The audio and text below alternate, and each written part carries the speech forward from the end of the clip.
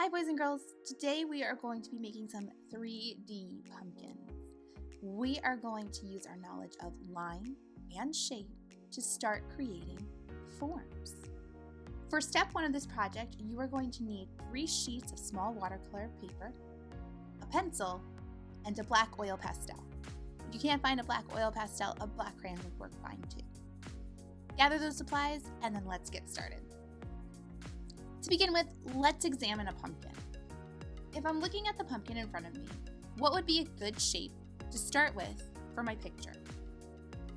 Looking at it, I would say either an oval or a circle. Either one you choose would be fine.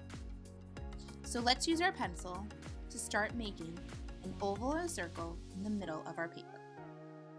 And remember, if you've ever been to a pumpkin patch, know not all the pumpkins are exactly perfect, so it's okay if your circle or oval isn't either. Now I'm going to start to look at the stem. Remember, we're trying to create form today out of shape, so I'm going to start with a oval at the top. That's going to be the base of my stem. And then I'm going to draw a rectangular-esque shape, and that's my stem. Let's go back to look at our pumpkin. One of the more defining characteristics of a pumpkin are these lines, these grooves that we have in here. If we're making our picture flat, we tend to make them straight lines. But we have this extra challenge of trying to make our pumpkin look 3D in a 2D space. To do that, we are going to use curved lines to show that our pumpkin is actually 3D. I'm going to show you how to do this. First, we're going to make a straight line up and down through the center of your pumpkin. Make it really light. This is just going to be a guideline to show us which direction the curve needs to go. If it's on the right side, it's going to go one way, and if it's on the left side, it's going to go the opposite way. We're trying to follow the curve of the actual pumpkin that we've drawn. Okay? So I'm going to start at the middle line and make a curved line going down. And I'm going to continue this until I get to the end of the pumpkin. If you'd like, you might notice that those pumpkins, they have bumps on the bottom.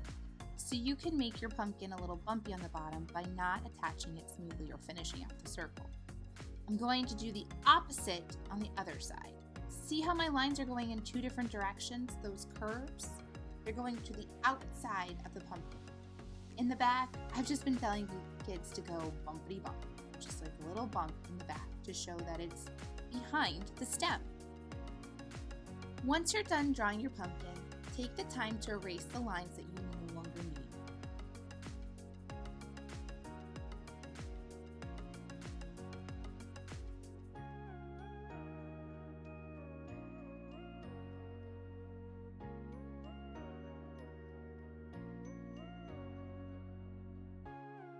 And for the last step in part 1, which is drawing, we're just going to outline using the oil pastel all the lines that we want to keep.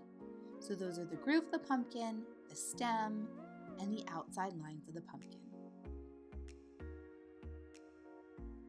You are going to complete all these steps 2 more times so that you have a total of 3 pumpkin drawings when you are done. If you need to, feel free to rewind and rewatch certain parts of this video to help you. I can't wait to see all your creations.